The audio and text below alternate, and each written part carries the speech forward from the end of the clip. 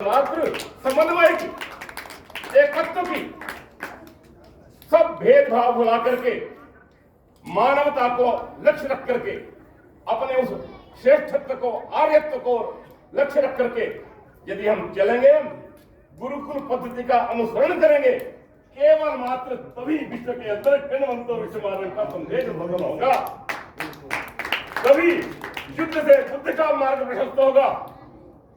नहीं तो केवल मात्र सारा विश्व युद्ध की विभीषिका के अंदर जल रहा है। ये आप और हम देख रहे हैं।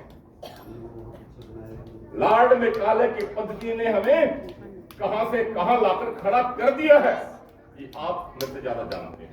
और मैं भी घूमता हूं, देखता हूं, समाधान की किरण आप हैं। और मेरा तो कर्मठ निवेदन रहता है हर जगह, सभी कुलपतियों से भी, प्राचार्यों से भी, शिक्षकों से भी, और जो प्राध्यापक गण हैं और तो और जो उनके अभिभावक हैं, कि आप दुनिया की कोई भाषा सीखिए, अच्छी बात है। हम भी जानते हैं, हम भी सीखते हैं, खूब जानते हैं, खूब सीखते हैं, किंतु संस्कृत और हिंदी का दीप जलाए रखिए। बड़े झंझावातों में बुझ रहा है ये दीप।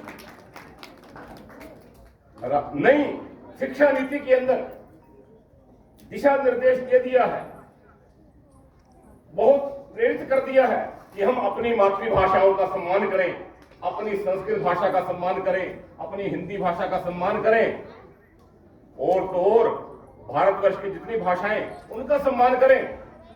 किंतु सबकी मूल सर्वासाम भाषाणाम मूलम संस्कृतम अस्ति, संस्कृतम विना सर्वम विनष्टम, भारतीयम ज्ञानम विज्ञानम संस्कृतम विना सर्वम नष्टम भवति। ये समझ लेना चाहिए। और मैं तो रात को सोच रहा था, अब मैं कह दूं अपनी बात, कि ये ऐसा स्थान बनेगा, आपने करना सारा काम दिया क्योंकि आपने मुझे छेड़ रखा। ये स्थान, ये देव गुरुकुल आप सबके आशीर्वाद से, आप सबके सक्रिय सहयोग से निश्चित रूप से आने वाले दिनों में संस्कृत और हिंदी के शिक्षण का महान केंद्र बनेगा। मैं स्वयं यहाँ पे बच्चों को पढ़ाऊंगा।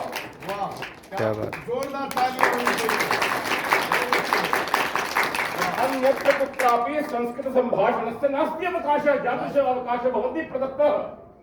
भवादृशः आचार्याः यत्र सन्ति तत्र कथं न सर्वे भारतीयाः सर्वे विश्वजनाः जानीयुः अस्ति देव गुरुकुलम्, तत्र अद्यत्वेपि संस्कृतं भाष्यते, पठ्यते, पाठ्यते, तत्रत्या ब्रह्मचारिणः संस्कृत भाषायां, हिंदी भाषायां, आंग्ल भाषायां निष्णाता। आपको मैं आके मंत्र बताता हूं, आपको बच्चों से बात करता हूं। आप दुनिया में सबसे आगे रहना चाहते हैं, आचार्य जी ने टारगेट दे दिया है।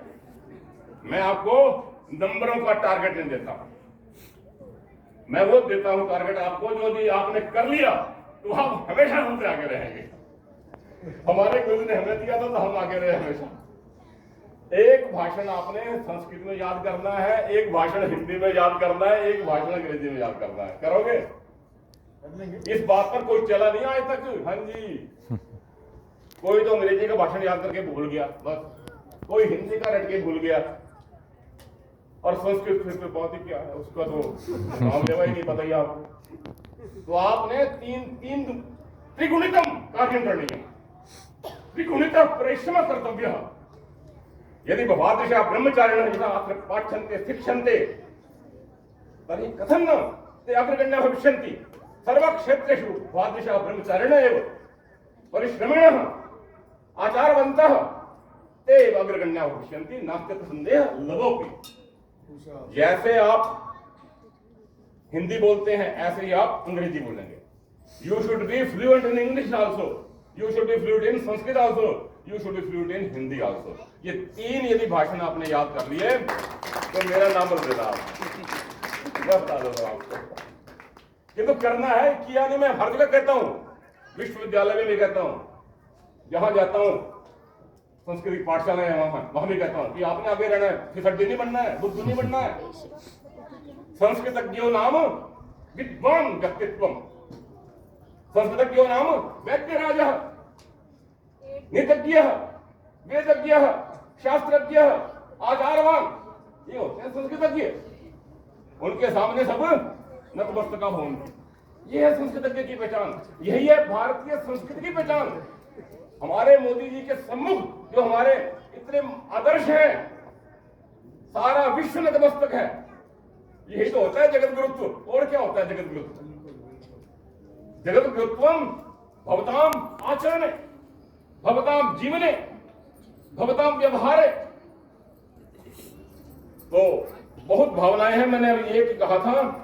और महात्मा गांधी जी भी कहते थे, जहां जहां आर्य समाज है वहां वहां जीवन ज्योति है। और मैंने जहां जहां आर्य समाज पाई वहां वहां अपना कार्यक्षेत्र तैयार पाया। और तो जवाहरलाल जी भी कहते थे, आर्य समाज ने लड़कों और लड़कियों की शिक्षा, स्त्रियों की दशा सुधार और दलितों को ऊंचा उठाने की दिशा में बड़ा अच्छा कार्य किया। राजगोपालाचार्य जी कहते थे, आर्य समाज ने हिंदू समाज को भले आदमी के रहने योग्य बनाया। और बहुत नाम दिए। सुभाष चंद्र बोस कहते थे, संगठित कार्य, दृढ़ता, उत्साह और समन्वयात्मकता की दृष्टि से आर्य समाज की समता कोई समाज नहीं कर सकता। रविंद्रनाथ ठाकुर, एक पंक्तियां लगाना पता चलेगा लोगों को। कहते हैं समन्वय नहीं, समन्वय आपसे ज्यादा कौन करेगा समन्वय में?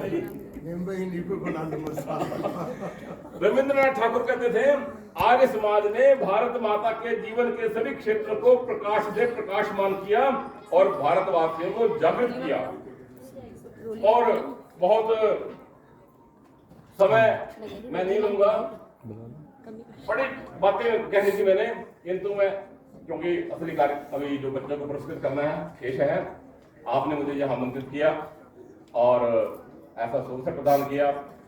संजय जी के दर्शन करवा दिए, राजकुमार जी के दर्शन करवा दिए, देवेंद्र जी के दर्शन करवा दिए और सौरभ जी के। तो सबको नमन करते हुए सभी गुरुजनों को, सभी